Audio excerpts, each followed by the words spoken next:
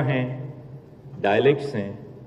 जहां लखनऊ में हिंदुस्तानी सुनने को मिल जाती है, वही पूर्वी उत्तर प्रदेश में भोजपुरी भाषा का असर और प्रभाव है। ऐसी स्थिति में मेरे मन में यह सवाल उठता है कि न्याय और संविधान के मूल्यों को जन जन तक कैसे पहुंचाया जाए। कानून क्षेत्र में अंग्रेजी भाषा पर जोर दिया जाता है। सुप्रीम कोर्ट और हाई कोर्ट के मामलों की सुनवाई अंग्रेजी भाषा में होती है। एक तरफ जहां जज और वकील अंग्रेजी भाषा को जानते हैं या जानने की कोशिश करते हैं, कई बार ऐसा होता है कि अपना केस लेकर आए आम नागरिक में यह समझ ही नहीं है कि कोर्ट में क्या बहस हो रही है। भारत के मुख्य न्यायाधीश के रूप में मैंने ऐसे कई निर्देश दिए हैं, स्कीम्स अपनाई हैं, जिससे न्याय की प्रक्रिया को आम लोगों के लिए आसान बनाया जा सके। उदाहरण के तौर पर सुप्रीम कोर्ट द्वारा अंग्रेजी में दिए गए निर्णयों का भारत के संविधान में प्रचलित विभिन्न भाषाओं में अनुवाद किया जा रहा है, जिससे आम जनता भी समझ सके कि निर्णयों में आखिर लिखा क्या गया है। आज 1950 से लेकर 2024 तक सर्वोच्च न्यायालय के 37,000 निर्णय हैं, रिपोर्टेड जजमेंट्स हैं। सारे 37,000 जजमेंट्स का हिंदी में अनुवाद हो गया है और ये सेवा सब नागरिकों के लिए मुफ्त सेवा है, डिजिटल एससीआर के रूप में। तो मैं आपको आग्रह करूंगा कि इसका आप जरूर उपयोग कीजिए, और ताकि आपकी बहस ना ही ज्यादा इफेक्टिव रहो, प्रभावशाली रहे, पर जो आपके पीछे क्लाइंट बैठा है, नागरिक बैठे हैं, उनको समझ में तो आ जाए कि आप क्या बहस कर रहे हैं। इसी तरह मैं यह अक्सर अपने सहयोगियों एवं देश के तमाम शिक्षाविदों से विचार विमर्श करता हूं कि कैसे कानून की पढ़ाई को सरल भाषा में पढ़ाया जा सके। जैसे कि संविधान के अलग अलग प्रावधानों में कुछ नियम और बुनियादी सिद्धांत हैं, जिसे अंग्रेजी में हम कहते हैं equality, liberty, dignity, due process. हम उन सिद्धांतों को इंग्लिश में अच्छे से पढ़ाते हैं, पर हम अक्सर क्षेत्रीय भाषाओं में उन सिद्धांतों को समझाने में खुद ही असहज पाते हैं। अगर हम कानून के सिद्धांतों को सरल भाषा में आम जनता को नहीं समझा पा रहे हैं, तो इसमें कानूनी पेशे और कानूनी शिक्षा की कमी नजर आ रही है। इस बात का असर आम नागरिकों, विशेषकर समाज के कमजोर वर्ग पर पड़ता है।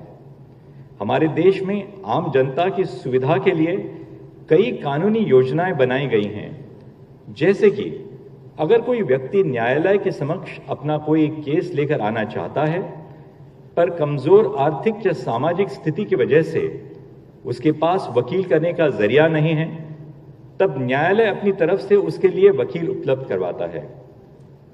इसलिए इंग्लिश में इसे हम right to free legal aid कहते हैं।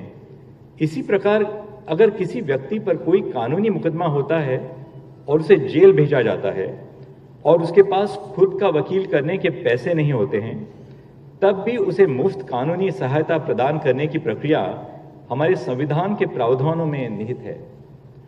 इन योजनाओं के बावजूद अगर हम उस व्यक्ति को सरल भाषा में उसके अधिकारों के बारे में नहीं बता सकें, तो यह योजनाएं अधूरी साबित रहेंगी। मैं एक और उदाहरण देता हूं। हमारे देश में प्रत्येक विधि विश्वविद्यालय को एक लीगल एड क्लिनिक यानी कानूनी सहायता केंद्र स्थापित करना अनिवार्य है। इन केंद्रों में अध्यापकों, वकीलों और छात्रों द्वारा आम जनता के लिए कानूनी सेवाएं प्रदान करने की प्रक्रिया है। यह अपेक्षा है कि इन केंद्रों में जरूरतमंद लोग आएंगे और उनको कानूनी सहायता प्रदान की जाएगी। इसके अलावा कई बार विश्वविद्यालय के विधि सहायता केंद्र अपने आसपास के गांवों में विधिक सहायता शिविर का भी आयोजन करते हैं। हाल ही में मैंने सुप्रीम कोर्ट के रिसर्च विभाग को यह आदेश दिया था कि इन सहायता केंद्रों को कैसे बेहतर किया जाए, इस पर विश्लेषण किया जाए। रिसर्च विभाग ने देश के 81 विश्वविद्यालयों एवं कॉलेजों का एक सर्वे किया है।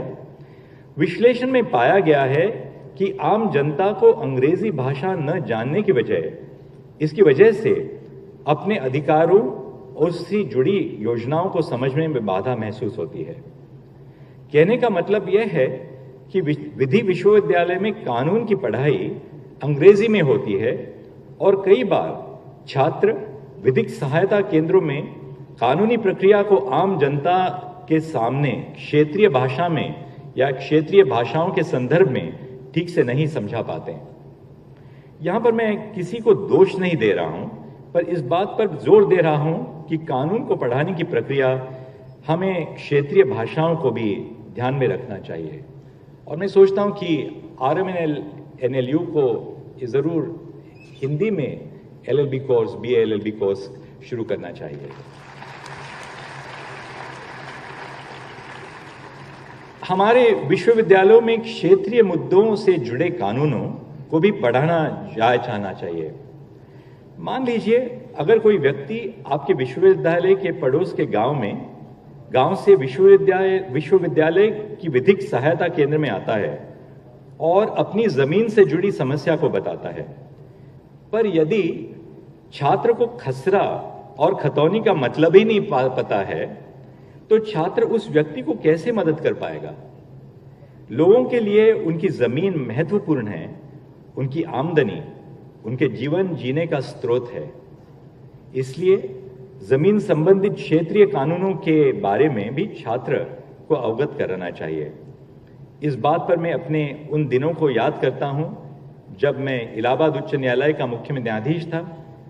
When I came to Allahabad, after spending my life in Mumbai as a judge of the Bombay High Court, it was culturally different for me.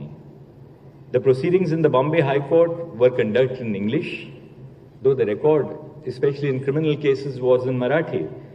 And I found that before the Allahabad High Court, local lawyers would often start presenting their case in Hindi. It made me realize the potential of lawyers to present their case efficiently, even in their local language. When you hear a criminal appeal and you are dealing, say, with a case of murder or assault, unless you understand in Hindi the nature of the weapon and the manner in which it was yielded, how will you understand the evidence in the underlying record? English cannot translate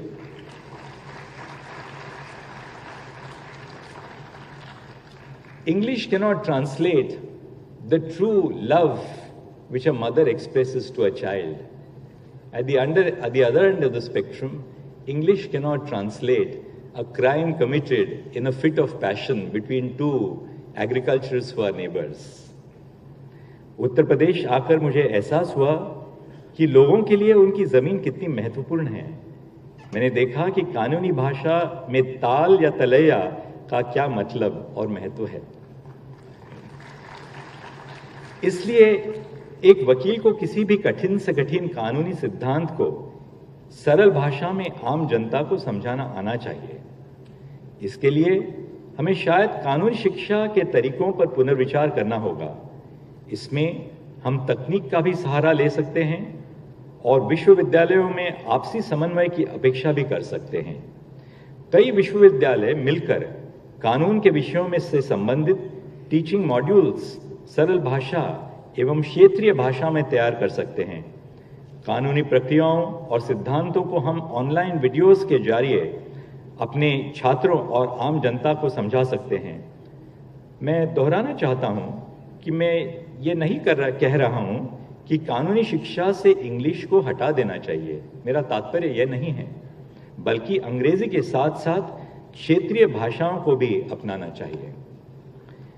In many countries across the world, both legal education and legal proceedings are conducted in the regional language, ensuring that all citizens can not only access the legal system, but also aspire to be lawyers and judges. It is only when we teach core principles of law to our students efficiently in their mother tongues, while acquainting them with the local context and local legal terms, that we can create socially responsible lawyers in the future who can truly understand the issues and concerns of the local community. I hope that all of us think about these issues more deeply. To go back to the lines by Asrarul Haq Majaz that I quoted at the beginning of this address, just as the clouds bring rain to the flowing streams and towering mountains, the impact of your work and your contributions to society must always be rooted in a purpose that is larger than yourself. Whether you find yourselves advocating for human rights, shaping public policy, defending an accused from criminal prosecution, or educating the next generation by becoming an assistant professor of law in your own university, be the rain that brings growth, the stream that ensures fairness, and the mountain that stands firmly behind the less powerful and the voiceless.